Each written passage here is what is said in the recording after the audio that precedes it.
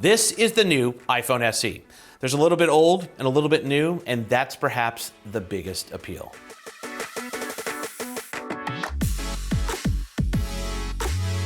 The original iPhone SE came out in 2016, and back then the letters SE stood for Special Edition. I think in 2022, those letters should be changed, and they should mean Same Edition. I know that's not a dig, but it's just because the brand new iPhone SE looks identical to the previous one. And that's kind of the idea. The new iPhone SE is meant to be a low-cost way for people with an iPhone 8 or older to upgrade without changing what they're used to. And for a lot of people, getting a new phone without having to learn a new way to use it or just having it work with their existing accessories is an enormous appeal. Like the previous two versions, the new iPhone SE hits three main, let's call them iPhone SE decrees. And the first SE decree is that the iPhone SE should be cheap. And at $429 is Apple's most affordable iPhone, meaning you can get an extremely capable phone that gives you a great camera and all the Apple goodies like iMessage, FaceTime, Apple Music, and access to Apple's App Store. The next decree is that the iPhone SE should be small, and the new SE is one of the smallest phones you can currently buy.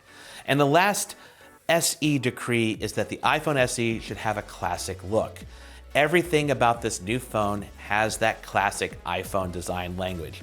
There are large bezels above and below the screen. It has a home button with Touch ID instead of Face ID. So if you're upgrading from an iPhone 6s, 7, or 8, this phone will be nearly identical in terms of its design and build. But it's not identical. The iPhone SE has the same body as an iPhone 8, but the glass on the front and back is more durable. In fact, it's the same glass used on the back of the iPhone 13. The finish on the review unit that I've been testing is called Midnight. In some lighting, it looks jet black. In other lighting, it has an indigo blue hue. The glossy glass back and curved sides make this phone feel a little slippery. And while I didn't do any drop tests, there were a couple times where I was photographing the phone or shooting a video of it and it tipped over and fell off a standing desk. But luckily, there weren't any scratches or damage. And let's also keep in mind that in 2022, this design isn't cutting edge. There are going to be people who are turned off by it. But for others, this familiar, tried and true design will be a huge appeal. All of the other major changes to the iPhone SE take place on the inside. There's support for 5G, a bigger battery, and perhaps the biggest addition, the new iPhone SE has the A15 Bionic chip. That's the same one in the iPhone 13. That's the same one that outperforms pretty much any other phone you can currently buy. Now, I've been trying to come up with an analogy for the SE, and I think I have. This iPhone SE reminds me of this car company called Z Electric, and they take vintage Volkswagen Beetles, replace the old engine, and put a brand new electrical motor in. In a sense, the VW becomes an entirely different car, and a very fast one at that. But at the same time, it's the same old vintage VW that people love. And that's exactly what's going on here with the SE. In terms of the apps, in terms of the features, it's on par with iPhones that are nearly twice the price, but you get all that in a body that a bunch of people are already comfortable using and that only costs $429. No other phone maker takes this approach to make a low-cost phone. It would be like Samsung taking the body of the Galaxy S8 and putting in the processing power of the Galaxy S22 inside. I mean, can you imagine that? It'd be actually kind of cool. But the real question is, does this approach work? Hell yes, it does. I'm playing Apple Arcade games on the SE. I'm filming 4K videos. I'm even able to use iOS 15 tools like live text capture and live text with translation. And look, I know, you're probably wondering, what's the catch? Look, any new phone sold under $500 is going to have compromises, but it speaks volumes to how savvy Apple was at omitting some things in order to keep others. For example, the iPhone 13 family has a rating for dust and water resistance that's IP68. The iPhone SE is rated IP67 for water and dust resistance, but that still means it can survive being submerged under a meter of water for 30 minutes.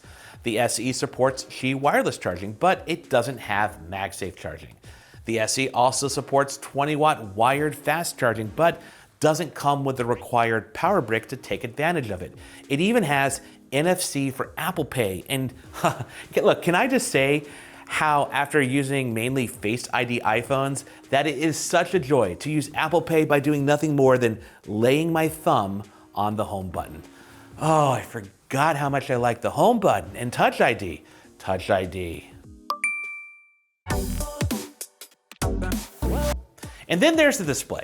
At 4.7 inches, it's the smallest display on any iPhone. It does have True Tone, which adjusts the color temperature of the screen depending on the lighting it's under. And for all intents and purposes though, it's the same LCD that was on the 2020 iPhone SE and the 2017 iPhone 8. At this price, this display is good-ish. For a little bit more money, there's the Google Pixel 5a with 5G or the Samsung Galaxy A52 5G, which both have higher resolution screens. In use, the iPhone SE's screen was good, but I did have two gripes with it. First, I wish the screen was brighter.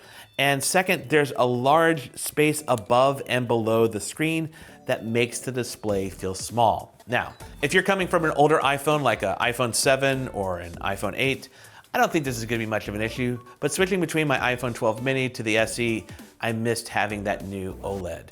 Now keep in mind, the iPhone SE costs $429 and the iPhone 12 mini I have cost $300 more when it was new. And yeah, that was before any discounts.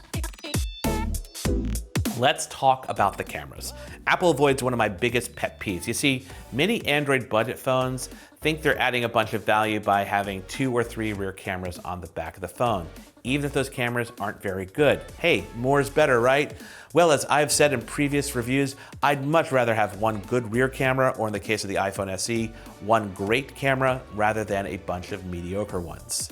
The camera on the back of the iPhone SE has a 12 megapixel sensor and a wide-angle lens with an aperture of f1.8. These are the same specs as the camera on the iPhone 8 and the 2020 iPhone SE.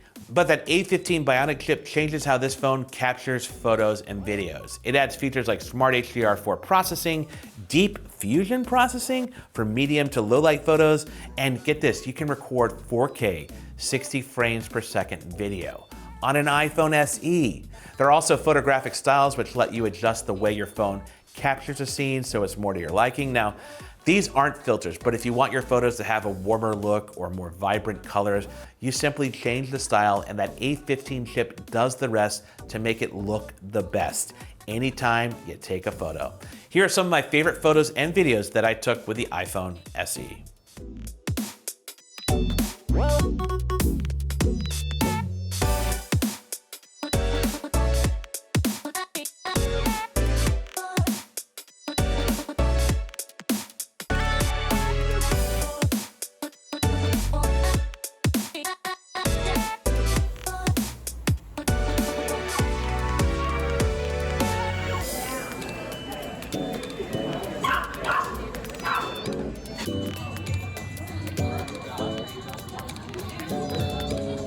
The SE's camera is not without faults. Zoomed in images look rough. Here's a photo I took at sunset that was all the way zoomed in. It's very soft, it almost looks like a painting. But how does the iPhone SE compare to other phones in terms of photos and videos? Well, I took some photos with the iPhone SE as well as with my iPhone 12 mini and with a Google Pixel 5a with 5G. Now, obviously, the Mini and the 5A both have an additional rear camera that lets you take ultra-wide photos. Also, both of those phones have night mode for capturing photos in dimly lit places, which the SE lacks. Overall, aside from color temperature, photos from the three phones are on par. Here are photos of Mission High School that I took with each phone. The photo from the SE has darker shadows. Especially look at the palm trees there. But in terms of contrast, the SE is similar to the Pixel. In these photos that I took of a band, the sun was going down. The SE's photo again has the darkest shadows, and photos from the SE and Pixel have the most noise reduction.